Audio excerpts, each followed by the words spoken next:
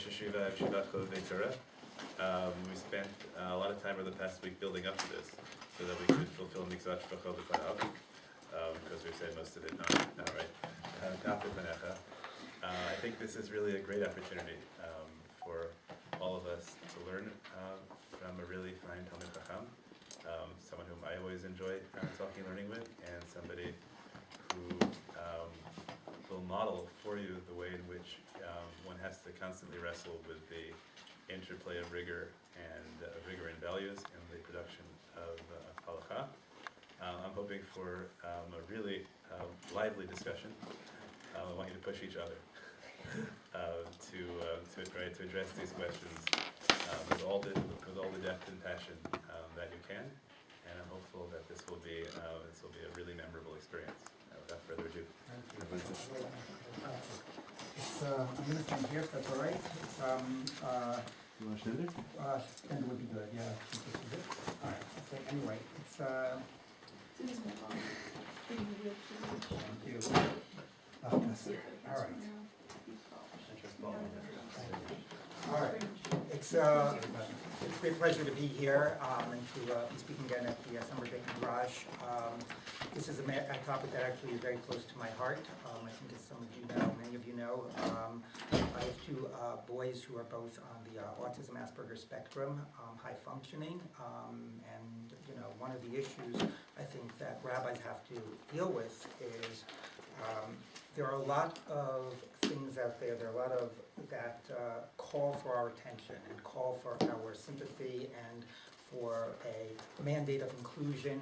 And sometimes it's hard to always be as responsive as we need to be. Sometimes we find what's called compassion fatigue. How can you prioritize everything? Everything is so important.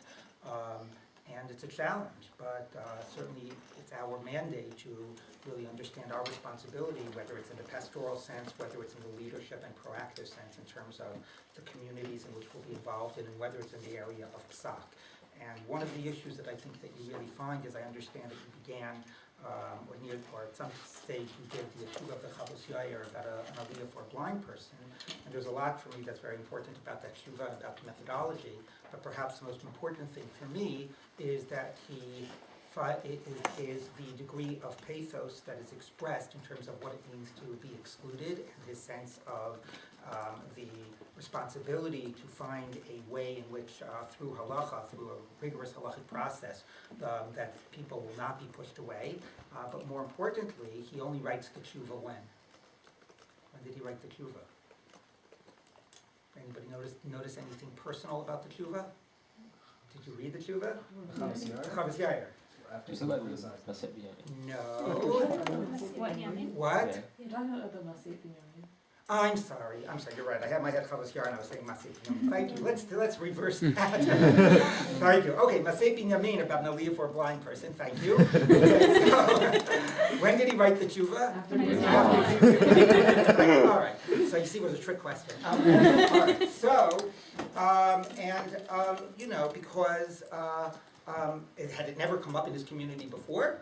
I mean, presumably it had, but it's often the case that until issues impact us personally and directly, we don't really feel and we can't really fully empathize, and we are not sufficiently motivated. And that's why I would really think that one of the important and critical parts about what we're dealing with here is not only understanding intellectually the mandate, but really understanding and internalizing and empathizing, which is something that happens when you encounter people directly, and it's something that sometimes it requires, and often really that extra push comes when it affects somebody personally, but hopefully we can learn to have the right level of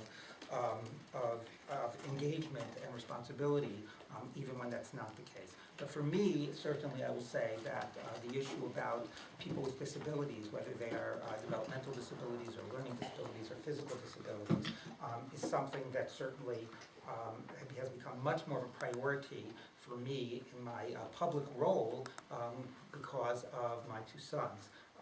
They're already a question. 1 second. I want to say one other thing about that. And with all that being said, I do want to speak about how it is easy to, even when you think you're being proactive and you're being sensitive and you're having this as a high priority, It takes a while till you really have fully internalized all the things that you need to in order to be thinking about what inclusion really means. And just one example is that we did a whole week on people with disabilities. As you saw, and I know handed this out. The article, by the way, that my wife and I, during this lockdown, I wrote on what we call invisible disabilities from the Jewish Week this year. But in this one, we spent a whole week in the yeshiva in terms of training future rabbis, in terms of inclusion for disabilities, which, as I said, both is the halachic aspect, it's also the pastoral, it's also the personal encounter. We did this entire week, and then, of course, somebody pointed out to us that in the entire week of this training, we did not have anybody doing signing. When we posted the videos, we did not have closed captions. So it's really, sometimes we can think that we're on top of these things and we're not. And so I think that that's really just one opening and framing sentence, statement I want to talk about in terms of the sense of mandate. And it's not enough that it be intellectual. It has to really get into our neshama. It has to really translate in terms of our actions and really sensitivity in all different capacities, ways in which we can easily not be aware of how people are being excluded because of things we're not doing and we're not thinking about. Yes. Do you think there's any competing value that could you be too personally involved? So that's always, I think, a good question, and that is the issue about like Nogeh Davar, and Poskim asks the question about can a Rav Poskim for something that he's a Nogeh Davar in, and the answer is yes, but I will also say that sometimes that's why it's important also, to talk to other people, because sometimes you're making what's absolutely necessary in terms of the right responsibility, and sometimes also maybe it can compromise a certain degree of objectivity, whether it's Lakula or Lachuma. I know that when I have a question for myself, that if anybody else would ask me about it, I would paskin Lakula. I'll ask somebody else to paskin for me, because I don't want to paskin Lakula for myself about the issue. So I do think that that's why obviously a community of people to discuss and to solicit and so on. But I think that in some of these areas, we can always err. We can err with not having enough empathy. We can err with having too much. We can having too Nogeh B'Davar. Sadly, I think in areas of where people are being where there's injustice or exclusion or marginalization, I think as a community we have erred way too much on the side of not enough empathy. So, but I do think that that's, that obviously is something that we need to be sensitive to, yes. Well, actually, we've looked through lots and lots of shuvot, and there's been a grand total of 2 people, I think, who have thought about actually asking people with disabilities what they think. So, maybe if you right. count Baron Lichtenstein, and I'm not sure we can. So I really do appreciate that, and you've a little preempted something that I was going to sort of speak about towards the end, about that question about how much in the process of psak also, there's one thing about the direct encounter and understanding the reality and fully empathizing with that reality. How much is that important in terms of also thinking through how one is going to sort of paskin, not just sort of the impetus for where one is trying to get, and I'm going to get back to that, yeah. Do you ever feel like or do you think there's a room for such an argument? If you feel that the text itself really is telling you to not to include. Right. But you do think there might be a way to read it. Right. And the other way, do you think the value of inclusion trumps what you think? Right, so this becomes, so thank you. So look, I think that this really, and my guess is that that's really the second point I wanted to make, and my guess really is that this probably has been the theme for the entire summer, probably, I think, a theme for every summer, from what I understand from the summer Beit Midrash, is how do you find the right balance, right? Striking the balance between a sense of where sort of the mandates, and even we feel like not my own sympathy, but deeply believe that these are Torah mandates as well in terms of inclusion, where those push us, and at the same time, integrity in the halachic process. And there's obviously a whole spectrum, right? There are people that of those things they completely don't give any weight to, and will just, be as machmir as possible. Even the phrase machmir make it was something that needs questioning, which we'll get to, but we'll see some of that. And then there are people that maybe, are so influenced by that feeling of a mandate of inclusion that it compromises that sense of, of halachic rigor. And obviously, it's a spectrum, and there's a whole range in between. Where's somebody going to fall out? Let me just say, and not to preempt it, but one thing that we'll say tonight in terms of what Rav Moshe, a tshuva of Rav Moshe about another case about a ger. So the Gemara says that that a ger cannot have a position of srara, of authority. So the question came to Rav Moshe, well, how can a ger be a Rosh Yeshiva? So I take this question very personally because I'm a Rosh Yeshiva, and Rav Moshe asks, right, is that considered a position of authority? So Rav Moshe makes a pretty contentious argument that Rosh Yeshiva is not a position of authority. Even if he can decide who comes into the school and who leaves the school, whatever, it's not really a position of authority. So he realizes it's a very weak argument. And in the end of his tshuva, he says, even though this is like, not so pashut, the obligation of a Havas Hager and the mandate of a Havas Hager forces us to interpret the Isser of Srara as narrowly as possible. So there he is, pretty much laying it on the face of it. It's not pshat of what Srara is, but there's another thing that is forcing it, and sometimes it's that balancing act. So I don't think there's a priori any answer to where do you find yourself on the spectrum. I think, and that's actually one of the things that I want to be looking at now that we actually turn specifically to this question of Birkat Kohanim for somebody who is wheelchair bound, which is, I want to look not only, we're going to look at some obviously of the specific, what I would call technical arguments, like, about obviously to really understand like where the evidence of the sources lies, but then we'll sort of be looking at a couple of possibilities of where one might poskin, different types of positions, and I want to be asking the methodological questions about what is going to influence us to poskin one way as opposed to poskin another way, and which obviously relates to this question. So let's get started in terms of the actual sugya itself. I do understand that to some degree you've looked at this sugya before earlier in the summer. And let's talk about what the issue is. So the question is, somebody is wheelchair bound. Can they do Birkat Kohanim? We read the Gemara, it's pretty straightforward, quotes the Midrash Tanayim, that the Birkat Kohanim has to be the Mishnah, Birkat Kohanim has to be the Amida, there's no qualifications, there's no exceptions. So that's it, end of story, right? I mean, how much latitude do you have? The Gemara is very black and white, there's not even a sugi about it other than quoting the Psukim and quoting the Midrash Halacha. So let me ask you that question even before we start looking at the sources. A priori, if I were to ask myself, okay, I want to try to find if there's a way that within my own sense of integrity towards the halachic system and the sources, and also this feeling of this mandate of trying of being as inclusive as possible, I want to see if there's a way that I can come to a conclusion within a rigorous halachic process that somebody in a wheelchair can do Birkat Kohanim.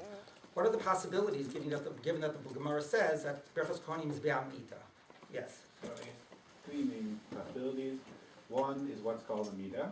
Okay. Two is whether is this definitional or providing an iser. Because it's saying it's also to do Birkat Kohanim in a different yeshiva, or is it saying that to be Birkat Kohanim it has to be be'amida? Then once you say that, there's also deraita derbanan. And the fourth thing is how much are you willing to do a charade? In other words, if you say it's not an iser, just defining Birkat Kohanim, so you're willing to let the person go up and say something, even if it make them feel Right. Okay. Well, I'll recap that. One more comment. Yes. You could also say that that Amida is only ma'ake for people who are capable of it. Right. Okay. Great. So this is excellent. So I think that the first thing, I won't go in the order that you said, but I think everything you said is on target. The first thing that occurs to us is, okay, the Gemara says it's required. What's the story to the edit? Right. What's the story if you can't do it? And that what if the story if you can't do it is two possibilities, right? One is the possibility about maybe it's only b'makom she'efshar, maybe it's not demanded when it's not efshar, it's not, it's only required if possible. Or even if it is demanded, maybe it's just a lechatchila, maybe b'di'evid you're yotzei without it. I think that's the most natural thing to ask when we say, okay, this comes up against this. Okay, but what if you can't do it? Admittedly, you didn't do it. Maybe b'di'evid it's okay, or maybe it was only a problem b'makom she'efshar. Those are two possibilities. Additional are possibilities that, I'm sorry, remind me your name?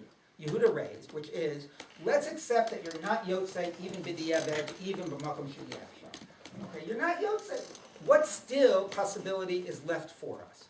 So, the next thing to say is, well, what if the person did it even if he wasn't being Yotzei? What would be the problem with getting up and doing a Birkat Kohanim without being Yotzei Birkat Kohanim? So Yehud already gave us some possibilities. Maybe there's an isser to do it in the wrong way. Maybe as a point of principle, I don't want people to do things that look like they're halacha when they're not halacha. There's an integrity of halacha as a policy issue that we don't want to do it. Okay, so that might be. On the other hand, there's a desire of inclusion. What is the possibility, assuming that you're not Yotzei? Can we still find a way to do it? Of course, then there's the question of the bracha that we make before, the Varech D'mo Yisrael, which raises also the bracha levatala question. So that's, I think, the other approach. One approach is maybe you are Yotzei, and even if you're not, and the other approach, and then possibilities, makom sheyafshar, b'diavad, and then even if you're not Yotzei, maybe there's some way to do this, regardless. Then there's a third, I'm grouping some of your possibilities together. Then there's the third possibility, which I appreciate you mentioning, and it comes here at the bottom of my source sheets, which maybe is less obvious to us, but I think it's something that's really important in terms of thinking about generally about psak in the area of disabilities, which is a shifting way of understanding certain categories. What constitutes a midah? Is it somehow possible that somebody, it's not like it's efshar for you to satisfy some criteria, and therefore we're not going to demand it if it's efshar. You are satisfying the criteria.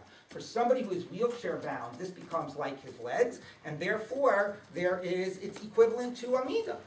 There is, let's say Lifnei Seva Takum, and the Seva walks in front of this person. Do we say he's anus, right? Or do we say that, no, that's, maybe if he tries to move his body in some way to show respect, that for him, that's what a midah is. And that's, I think, a little, obviously more radical. It's redefining categories, but it obviously has the benefit of maybe, not making it into a b'diavad case. Not making a b'diavad, you're yotzei, b'diavad, you do a charade, and really sort of coming to terms with the reality that this person is living. And it's going to be similar to issues I know you're working with in terms of the case of the deaf mute, and to what degree do you sort of say, well, maybe with his current realities and his abilities to, communicate, maybe he's no longer considered to be a deaf mute. So really sort of rethinking what some of those categories are. Let me give you, before we then now get to sort of see how that applies, give you one small example along this, which is not so much a category in terms of the person, him or herself, redefining standing, redefining deaf mute, but it is a question about rethinking categories. And that's about a topic that I believe you covered before, a similar issue about somebody as a shliach tzibur who's not able to stand, or who has mum and other types of problems. So, Rav Ovadia Yosef, if you look at the very end of your packet, in the tshuva, there it's an easier question because there nobody debates the idea that the Diavad you're Yotzei, there's Rashi somewhere, but okay, the halacha, nobody really debates the idea that the Diavad you're Yotzei, mon esrei b'yeshiva. But what about being a shliach tzibur? So if you take a look at the very last page, I should have numbered the pages, but the very last page before the Chai Adam, we have the following tshuva from Rav Ovadia Yosef. He says, okay, here's the question. Odo shliach acharei ateres hachayim v'shalom, etc. Odo shliach tzibur vatik zakein v'natso panim asher nechalash libo v'kasher lo lamod b'chol meshach hatfilah b'yom kippurim v'otzel leishei beit amirat ha'piyutim shebitfilah on. Not even for the whole davening, just for the piyutim. Mevakesh al-kach mechilat tzibur ha'im moel mechilat tzibur bazeh. So he has a whole long cue which I cut out, and I wanted to see this line. V'choni horeisim b'kvar b'shliach tzibur echad shekidel shitut b'shtei raglav v'hu yoshev al-kisei gagalim. So another area where standing is important. I feel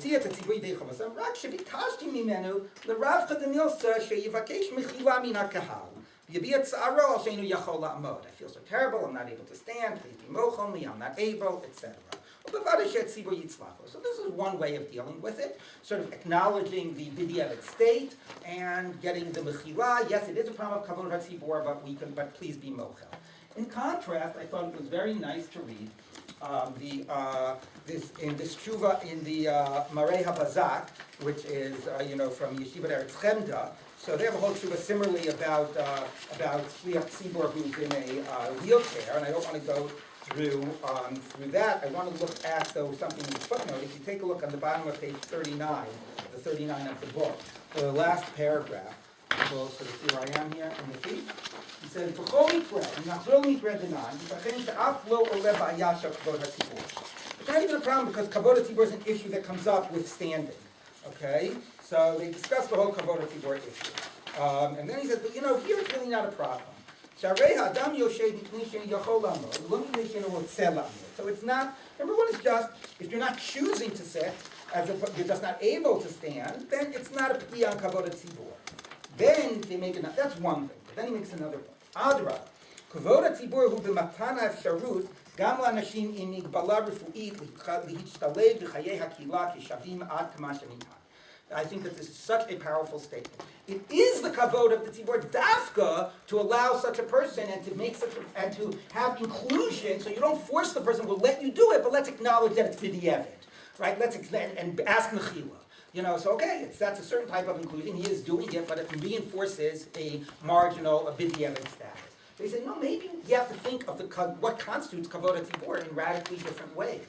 Which also, by the way, not to become political about this, but you know, as you're well aware, the whole issue of kavod hatzibur is very prevalent nowadays in terms of the issue of women in Kriyat Torah, and I always found it funny that those that are arguing for women getting aliyot and the kavod and how do they address the kavod hatzibur issue, what I often hear saying, well, this tzibur is mochel on its kavod.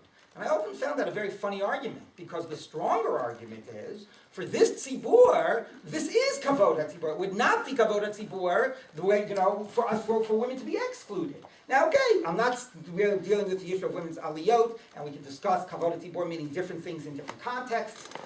All I'm saying is, so it should not be seen as any endorsement or whatever. We can have a whole shiur separately about partnership minyanim, but it's about how we think about dealing with these categories. And to say, yes, it's a problem in kavod hatzibur, but they're mochel, as opposed to saying kavod hatzibur actually means something, quite different. It would be not kavod hatzibur to be excluding. Okay, now that's kavod hatzibur, which by its nature can be understood to be a more contextual and a more, sort of situated within a particular tzibur in a particular time, and has not been given like concrete halachic definition and parameters. It's harder in other areas, like the area of the deaf-mute, like the issue of the amidah and what constitutes standing and so on. I'm not saying that it's the same sort of, that they're all equally as open to this type of thinking.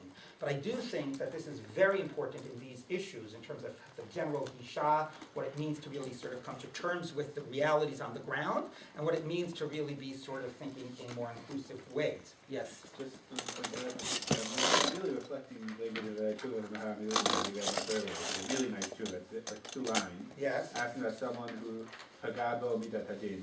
Yes. Others would have Shenabo Zeratab, Shita, Yaksin Yishrifti. Boy said Shita, the right, the right, the Adad, the Mitzvah in Hambucha, the Malta Makim Chafet, the Yishamish, the Kalim Shpurim, the Lokadar Sign, that's Okay, so thank you. So that's an excellent point. But that's the Kelim Shvurim. I think what he has making it easier for him is obviously that it's what I'm sorry. Stand, and it's not a technical. Well, yes, but also that the value that he's quoting about the idea of Kli Shav or whatever is something that is used in rabbinic literature specifically in the context of tefillah. So I'm not sure if it might mostly be after him. No. It's a Midrash. Right. I don't know if The Mishnah in Ta'anit about, that speaks about having a leiv shavur b'tfilah. Clearly, there are certainly midrashim about Kadosh Baruch Hu dafka. Midas Kadosh Baruch Hu, Midas Basar V'Dam, Midas Kadosh Baruch Hu is Ohev, Kelim, Shivurim, and so on. So there it's easier. It's harder, a little bit harder when you're taking something which is not so internal to the system itself. Now, interestingly, that points out, and again I want to point about that in terms of the Gisha footnote 3 here in the Marei HaPazak, where it talks about, this is Ruach HaTorah, and they say, HaTorah Masira B'Tanu Panim Rabot, O Na'at HaChalashim, U'Mitzaver Otanu B'Kama Drachim Le'Azur Le'Zakuk Now, of course, he's not making halachic argument here, right? Because some of these things should be technically understood. Well, they don't apply to a guy who's in a wheelchair. Nobody said anything about that. They said something about the ger, about the yatom, the almanah, right? So it's not a point of a halachic argument, but it is a point about a Torah value. And recognizing that this is clearly a Torah value, so making the argument that that should factor in to the kavod hatzibur is it reinforces it. And I do think And, just again to maybe comment on the women's aliyot issue, if you want, you could put things on a spectrum here in terms of the use of values, and this is a general question, and by the way, in terms of thinking about bringing values into the halachic discussion of three categories. There's one category where the value is intrinsic to the halachic issue itself that you are dealing with. Right? What are the, tefillah, an idea of kelim shivurim is a very part of the whole discourse of tefillah. It's easier to use that type of a value in the conversation. There's another thing which is a more global value, right, which is not specific to this, right? The global value here of inclusion, those that are marginalized, those that need our help, right? Maybe somebody could even debate if it's a global value, but let's assume it is a global value, but it's not specific to the issue about Mikra Megillah standing or sitting. Right? Then there's a third issue, which is a value which is, some might question, is it a Torah value? Some might even see it maybe as antithetical to Torah values, right? And that's, I think, where, some of these issues about, with the women's issues, is that after Torah value, that's about inclusion, and that's about Tzelem Elohim, and that's about, respect for every individual, or is it against Torah values, which sort of creates, different types of roles and so on. So that's, I think, where some of those things get trickier. Where are the values coming from? Are they very local? Are they sort of global, but not specific to this case? Or are they them where actually the debate will be? I think that this value is dafka Torah value, and you think this value is dafka against Torah values. Okay, and then I'm going to try to use it. But again, so that's like big picture. So I appreciate the point of the Maharami Wittenberg, and I do think, yes, that is an area we should be thinking about, the importance of saying not just, b'di'evet, it's okay, the tzibur will be mochel, b'di'evet, your yotzei, but thinking about maybe kavod tzibur is defined differently, maybe amida is defined differently.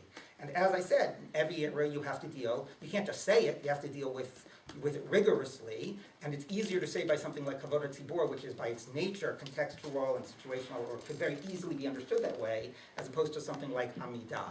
But that, I certainly think, is the third potential approach here. Yes? I just want to point out that I think the choice to interpret kelim shivurim as relating to tefillah is already it's not obvious. Like, you could see kelim shivurim as talking about people who are physically broken, people with broken hearts. Mm-hmm. So you have to kind of already think that means valium, and B, that's part of tefillah in order for you to interpret it that way. Right, so I think that as part of tefillah is clear, we can look at the sources, but you're right, the use of this type of kelim shivurim for this circumstance is a chiddush, and I think that is correct, that there's going to be, some innovative thinking in terms of when these things are invoked. Yes?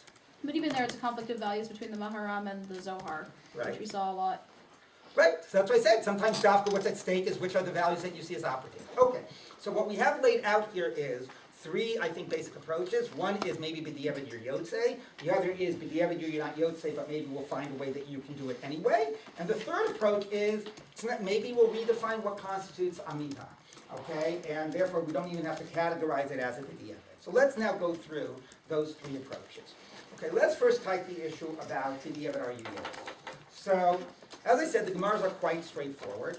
The Midrashay Halacha, they have two basic places they learn it out from. Kod Tzavarchu, other places where brachot occur in Tanakh, whether it's Pargrizim and Hareval, or by the Kohanim, by Yakum Kohanim, etc., where the bracha is ba'amidah. So that set of sources, and then another which basically makes it based on a hekesh to the avodah. And this is Lamod l'sharet, and bracha is a type of avodah, and that's what we learned it out. There's absolutely no debate. Number one, that it's not required, that's taken for granted. And number two, all of these drashot seem very serious. They don't seem to be asmachtas, they seem to be straight, real drashot. It seems to be a doraisa requirement. So it does not seem to leave us too much room in terms of that. There are, however, two possible openings that could be looked at. One is the Gemara in Ta'anit, which speaks with a very different voice. What's basically, who'd like to summarize the basic upshot of the Gemara Ta'anit? People see that? The one about drunk and Kohen Balmum, and yeah? It's hekesh to both Nazir and service in the Beit Midrash, and it's hekesh both ways, the Kula, because it's a smacha d'Rabbanan. Right, so the Gemara says, what do we know? That a Kohen cannot do Birkat Kohanim if he's drunk. Where do we know that from? So Beit Midrash. And where do we, well, also, but from Nazir, right? And we also know, it starts with Nazir, right? Remembering?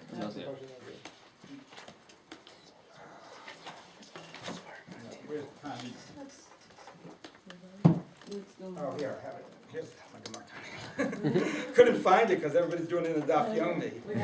Oh, you have it there? Okay, hold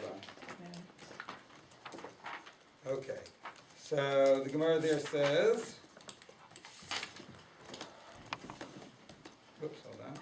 This is good for people like me whose eyes are going. That's how I got it actually. Okay, it says like this. It says, Shikor Asr b'Nesias Kapai Minani Mili Lama Nismecha Parshas Kohen the Parshas Nazir Lomar Ma Nazir Asr b'Yayin Av Kohen Mevarach Asr b'Yayin. Okay, so we learned it out from Nazir. Okay, but we don't completely learn it out from Nazir. Nazir, you can eat grapes.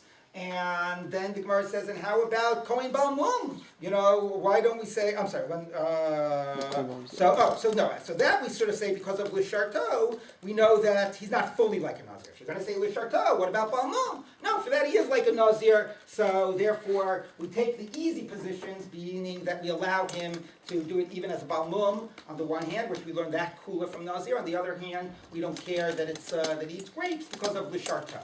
So the Gemara says that's very convenient, right? You pick the two kulas from those things. There's one chumrah that it's he's also to be drunk, but you pick the two kulas. You know, you could have obviously done the exact reverse. You could have learned from Nazir he can't eat grapes, and you could have learned from Lisharto he can't be a bambum. So the Gemara says midrabananu it's an asmachta, and therefore we're going to darshan it l'kula. So that introduces that within some of the criteria by Kohanim and Birkat Kohanim, it's based on an asmachta, and therefore, and also not only is it based on asmachta, there's even a type of a kula gisha there. Now, just by the way, just because it's Darabanan doesn't mean it's going to be mutter b'diavad, but at least there's more to talk about if it's Darabanan than if it's D'oraita. Okay, so that's one issue that you've got, that is that sugya. That sugya positions some aspects of it as Durabanan. Does it say something about all of the criteria in terms of Birkat Kohanim? The other issue that you've got is the debate about whether you learn it out from Nesias Kapai, whether you learn it out from Lisharto, or whether you learn it out from a local criteria. If you take a look at Tosfos, right, Tosfos there in Sota says, somebody want to read that for me, the small little line here. I'm already here again.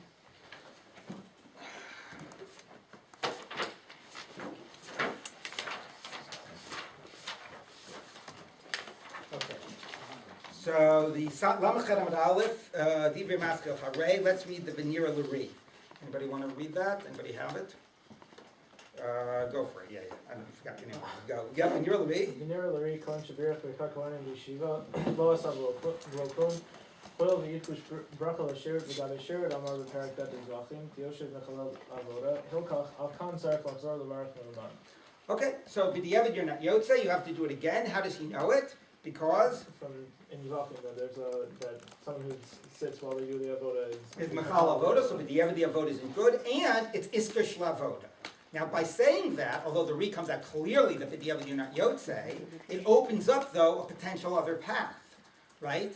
Because the Re's argument is made on an assumption. Not only that Avoda B'diavad is not good, but what other assumption is the Re assuming? I mean, he says it right up front. What? Okay, good. Avoda b'diavad is no good, but that's only relevant if it's iskash lavoda. So if it's iskash lavoda, there was a debate in the Gemara. Do we learn it out from avoda? Do we not learn it out from avoda?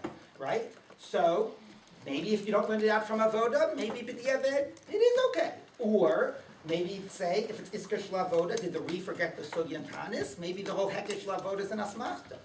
So those are some of the possibilities open to us. Now I should say that the idea that some criteria of the B'diavad are not ma'akev, even if they're learned from the Torah, is not normally what we assume. Normally we assume that any criteria that's based on the Torah, on a pasuk, is B'diavad ma'akev. That being said, since we're, yes, do you want to say something like that? There's one exception to that. Yes, please, exactly, which is kudshim. So kudshim is the exception to that. Kudshim is the opposite assumption, that you need the pasuk to repeat it in order to be ma'akev.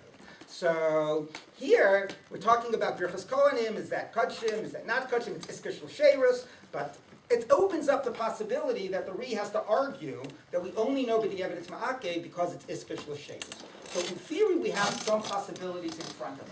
Number one is the idea that it's not based on Sheirus, it's based on a pasuk. Otherwise, Meiko, or whatever the pasuk is, which maybe the Evan wouldn't be Makiv, although, again, you'd have to make that argument, we don't have any source for it. And the other issue is to take a look at the Gemara in Tanis and Iskish Lavoda and question how much that really is Deoraita or not. Yes? Yeah, the problem with Kodchin, if we say it's Kodchin, hashkafically, there's pretty clearly no value of inclusion, or little value of inclusion within Kodchin. Right. I'm not saying that that's the way to go, okay? I'm just laying it out a priori. We can worry It might be the only yes. Arafalaka with no value of inclusion. Well, okay, we can talk about that more other time, but I fundamentally agree. Okay, so within this issue comes up an interesting Rashi, and or Rashi quoted in a tshuva, which appears in Tosos in two places. I'm going to look at the Tosos in Menachos on where is it here?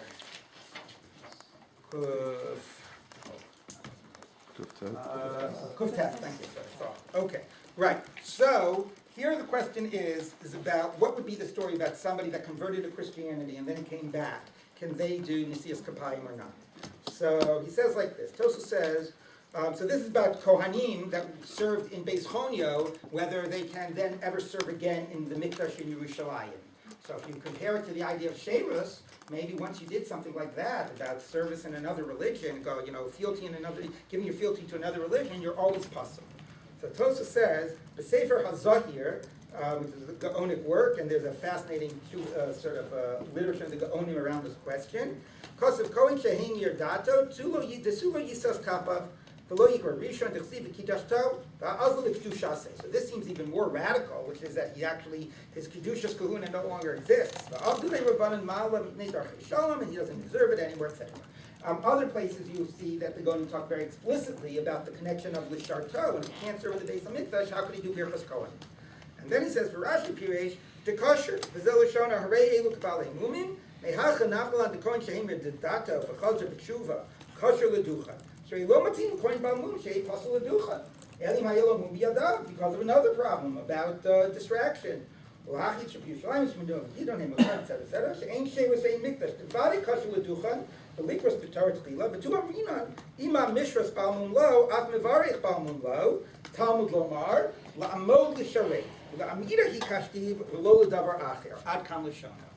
this Rashi is very, on the one hand, what do we have going on here? We have the idea that if we compare it to Iskish Lavoda, then, as we've seen by what the Re says about Amida, that's going to lead to pretty absolute exclusion, and it'll actually have a much broader implication. There are a lot of people that can't do the Avoda. So Rashi makes the argument, he says, let's not go overboard, okay? We know from the Sugya Tanit that a Baal Mum can. It's not for all issues, is it Iskish Lavoda? And therefore we have to be inclusive here in this case as well, about somebody that's Choser B'tshuva, that converted to Christianity. And now the question is, how are you going to end the sentence? So what's the possible way, before the way I ended the sentence in the Tosfos, what's the possible way to end that sentence? Meaning, so, okay, he can't do Avoda, but nevertheless, it's not for all things is it Isker Shlavoda. So you could have ended the sentence how? You could have said, maybe the whole Hekesh Lavoda is an Asmachta, and anything therefore that's based on Isker Shlavoda, is only Durabanan, and that gives it, perhaps there'll be areas of latitude, etc. Rashi doesn't end it that way. The way Rashi is quoted here is he has a different girsa in our Gemara. And his girsa in our Gemara is that only la'amida hi kashtiv below l'davar acher. Which basically means that it's not like saying avoda is only Durabanan, but there are two different sugyot. There's the sugya in Tanis, and there's the sugya in Sota. The sugya in Tanis refers to Durabanan requirements, which is that those things are smachta. The sugya in Sota refers to Deoraisa requirements. Okay, and therefore the issues that come up here in terms of this question about Kohen Shehin here are not relevant to the Deoraisas, and anyway, that not everything is included. Things that are not in Sota are basically one or two things are included. The case about being drunk is basically what's included, but nothing else. So therefore, there's no basis to exclude here. Okay, so now let's take a pause. I have to feel I'm losing people a little bit. Let's take a pause and go back and say, where are we? We said that, can I get some water also? Okay, we said that in terms of thinking about where this could go, it's possible to say would it be possible to sort of say that some of these things are not ma'akev b'diavad, some of these things are only d'Rabbanan, etc. The Ri comes to the conclusion that it's clearly ma'akev, and that sort of closes the door. According to that, and if we pass in the Ri, we think that that's the end of the story. Okay? But there is this other sugya in Ta'anit. How do we understand that sugya in Ta'anit? One way to understand it would be to see it as suggesting that the whole approach of iskish lavoda is d'Rabbanan. But from the way that Rashi is quoted in that other case, it seems very different. It seems like, no, the sugyas in Tanis, that's d'Rabbanan. The things in Sota, that's d'Oraita.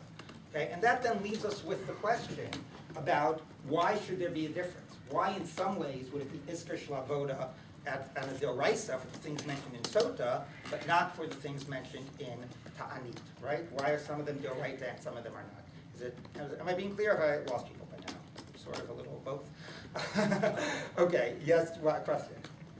Or answer, yeah. Yeah, I was going to maybe say an answer that based on Rabbi Chananel, you could say that if you have a smachta which he interprets as smichus parshiot, Right. so that would be the cases in Tanit. Then those are d'Rabbanan. But if you have a gezerah shava, so then those are d'Oraisa. Okay, but you also have well, first of all, there's, I think, a whole question of the text of that for Rabbi Chananel. I mean, did you see that? Right. Right. But even with that, it seems pretty clear that at least that line is Right. Okay, so one has to do with the nature of the limud. Is it a gezerah shava or is it a hekesh? Thank you, yeah? Also, I'm not even sure whether you need a hekesh or a gezerah shava. We have a pasuk that says, "Lamod b'gnei Hashem l'sharto l'varech b'shmo." Right. If it didn't say l'sharto, we could also understand you can't do bracha without a midah. Right, so it might even be without that. That's specifically by Amida, because it is interesting that Rashi singles out Amida. There's a whole other list of other things in Sota, and Rashi specifically, right, singles out Amida. So I think there's another way also conceptually to distinguish between those two categories. If you take a look at how the Rambam reads it, right, I can't find the Rambam, here. So in the Rambam,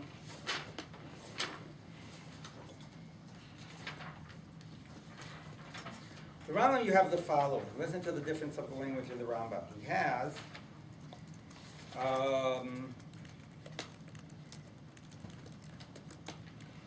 so in Perek Yudal Halacha Tet, he says, Keitza Birkat Kohanim b'Mikdash. HaKohanim olim l'duchan achar sheyashlimu HaKohanim avodas tamid u'mazbin yodeihem, and then it's chutz mikon gadol, etc. And they do the whole psukim.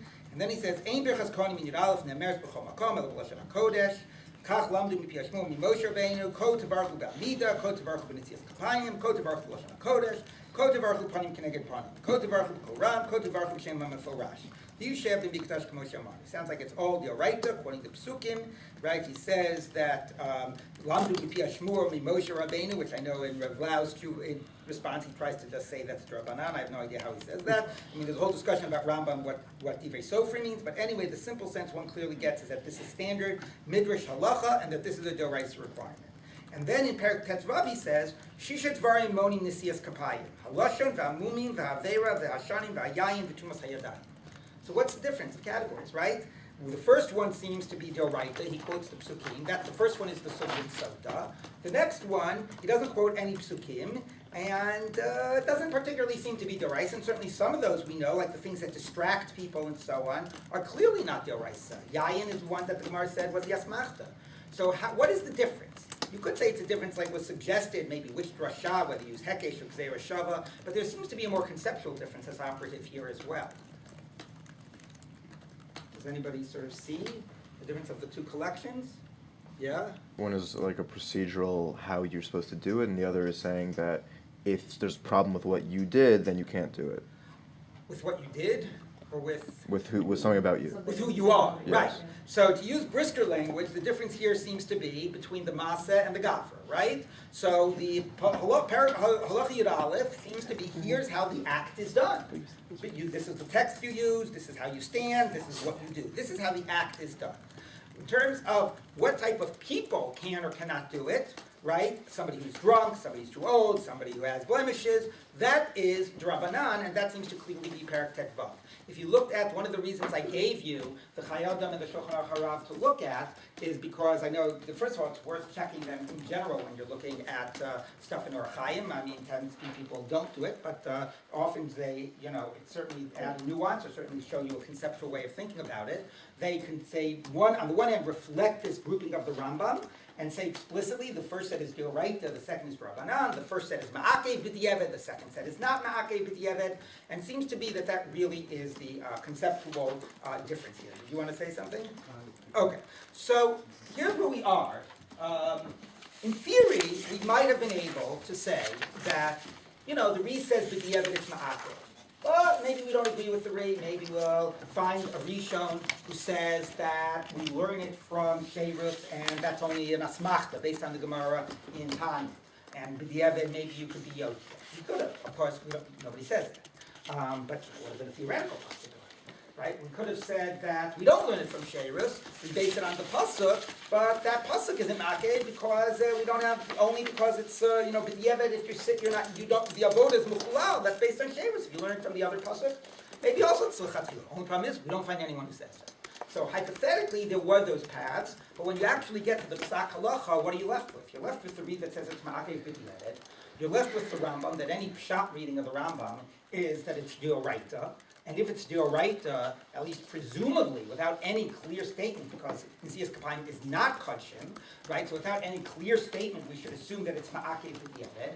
And you look at the Achronim, and the Achronim all just reinforce it. They say the series that's in Sota is D'oraita and it's Ma'akev B'diavad. The stuff that's in Ta'anit and some of these other things about the Muming, there we can have some conversation that might be D'Rabbanan, but the things that are in Sota, that's D'oraita, that's B'diavad. So there were theoretical paths to take here, but Lamasa, we don't have any, basis to say it. Yes. And so I'm just having trouble scrambling in the Torah. But did you read Rabbeinu Hananel in this year actually? I did not. You want to take a minute to read it because it is a question about how to read Rabbeinu Hananel, and can he be used as a source, which is why I assigned him. Yes. It seems that I'm looking at this for the first time. Yeah. That there may be another way of reading Rashi, which may eliminate the asmach.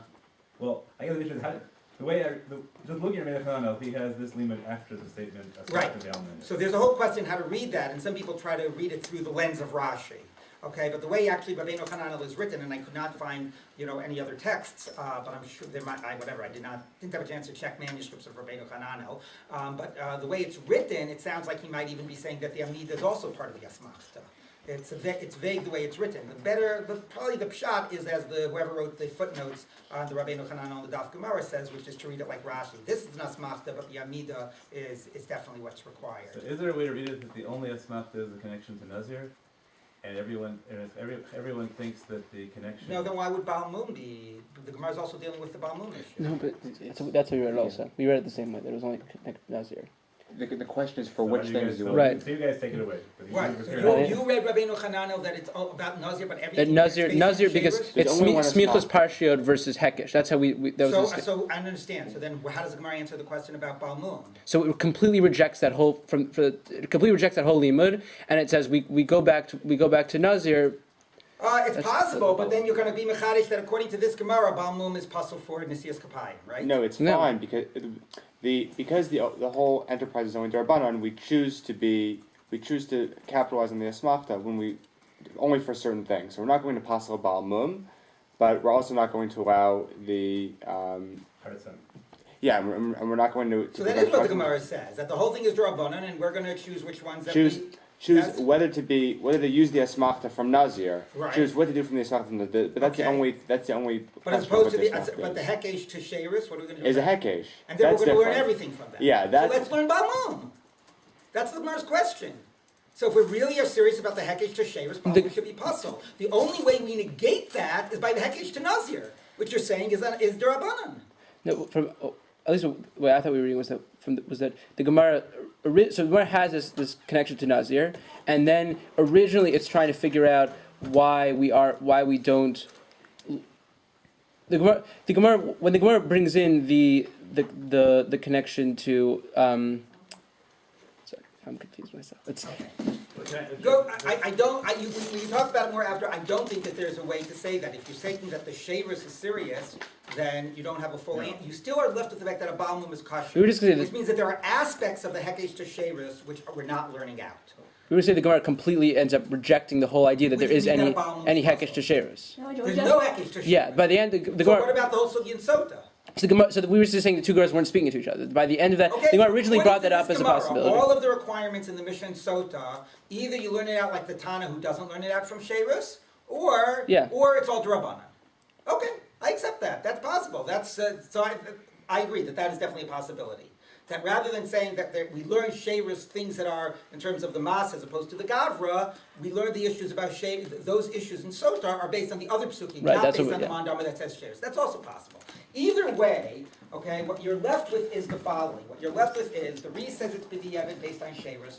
Theoretically, there was a potential opening to play with based on whether you really learn from Sherus, whether it really is B'di'evet, whether it's Asmachta, but we have no evidence in that in any of the sources. No Rishonim, no Achronim who choose to take that path, which makes sort of saying that, very hard, especially when the Gemara just says straight out you need it without any indication that Amida is something that could be negotiated. But into that gap, yes? I just want to push it one step further. Please.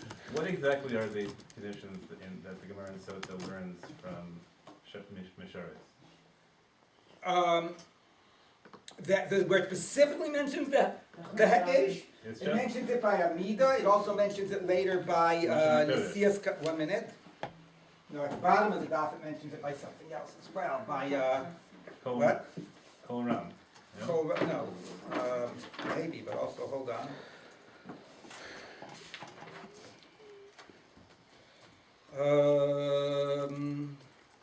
Benisias Kapayim. So it's the Gemara says, Reb Nassim Amar Yitzchak Riomer Hu Banav Kol Yamim.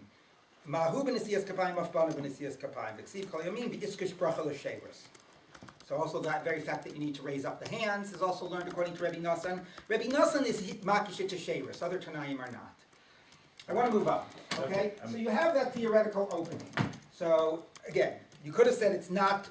Either it's based on Sherus, but it's not, it's Asmachta, or it's not based on Sherus, but we don't know anybody who says it. But in that theoretical opening walks in the, now I've got to get the right, because before I missed it, the Shvus Yaakov, right? Did I have it right this time? Yes. Walks in the Shvus Yaakov. And the Shvus Yaakov tries to make that argument, that maybe it's only Derabanan, and maybe it's not Ma'akeh B'di'evet. He hinges that argument on a very, very forced read of the Rambam. What's his attempt to read the Rambam? That he wants to make that argument. Yes? He says that the Rambam modifies the statement that he says that everything that I just said is, or no, he says that you should read it as everything that was just previously stated is only applies in the Mikdash. Right. So he reads it by, and there's no way you can read this in the Rambam, this way, because when he reads it to say that the word B'mikdash, where the Rambam ends the idea of Lashon HaKodesh, Shema Meforash is B'mikdash, that it wants to go back on everything. All of these criteria are really only B'mikdash. Now, by the way, I just want to say this as a total digression, but I do want to say this because it's worth knowing, and because we're coming up to a Shemitah year, talking about how to interpret particular phrases in the Rambam, and are they going on all of it or part of it. There's a major discussion about the Rambam and Kedushas Eretz Yisrael, because the Rambam says the following thing here.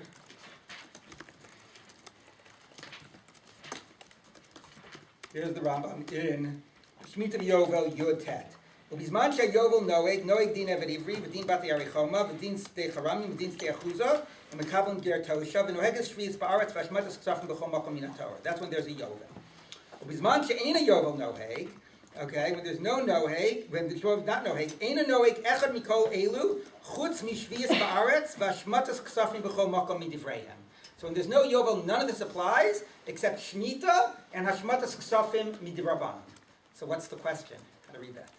Is the Shemitah also midrabanan? Does the word midrabanan, right? Chutz right? It's chutz mi shvius ba'aretz, kama v'ashmatas ksafim midivreihem, or chutz mishvias b'atz v'ashmatas ksafim midivreim. Huge literature on whether the Rambam holds Shemitah Bizman Hazeh is Dorais or Dorabanan based on how you read that word Midorabanan, going down the last phrase or also the second last phrase. The reason this is also fun to know and curious is all of that was due to a lazy copyist. Because the original text, which Franco reproduces, says the following. ובזמן שאין היובל נוהג, אין נוהג אבן עברי ולא בתי ערי חומה ולא שתי אחוזה ולא שתי חרמים ואין מקבלים גר תושב ונוהג את שביעס בארץ מדבריהם וכן השמטת כספים בכל מקום מדבריהם כמו שבארנו. So the Rambam spells it all out. Some lazy copyist said, well, I don't have to go through that whole list again. I'm just going to say, Eino noeg echad mikol elu, except for these two midrabanan. But that then led to enormous amount of Torah on whether the Rambam holds Shemitah Bizman Hazeh as Dorais or Dorabanan. So I apologize for the digression. I couldn't help myself. Anyway, okay, so back to this case. The Rambam is clear. If you read the Rambam, which is why I asked you to look at some of the beginning of the Rambam in that perek, he's constantly moving back and forth between Birkat Kohanim, in Gvulin and Birkat Kohanim in the Mikdash, right? And when he says in Tet, Ketzas Birkat Kohanim b'Mikdash, he spells it out. Right, and then he says, and then he says, and Ein Birkas Kohanim Nemars b'Chol Makom. He's constantly working with those two models, Mikdash and Kol Makom. Right, so Mikdash I just told you. Now b'Chol Makom you need Lashon HaKodesh, right? Kol Ba'amida, B'Nesias Kapayim, B'Lashon HaKodesh, Kol Savarchu B'Chol Ram, except for Shem HaMefarsh, which is B'Mikdash. It really doesn't seem to be any way to read that the Rambam, when he starts the halacha with B'Chol Makom, where B'Chol Makom here is being stated in contrast to Mikdash, emphasizing things that apply globally, that he B'Mikdash at the end completely qualifies everything that preceded. Nevertheless, this is the argument that Shus Yaakov makes. And then he goes on to discuss the whole issue about is the hekesh, so if it's not really required midoraita, b'gvulin, if it's only required midoraita b'mikdash, then maybe the other things are rabbanan, and then maybe there's a makom to be mekil when you're not able, when there are no alternatives. Okay, so I don't want to repeat the whole back and forth with the shuvot, because there are other aspects of this that I want to get to, but what I just want to appreciate is that he, in the sugyot before the Rishonim, this was a possible path. You could have found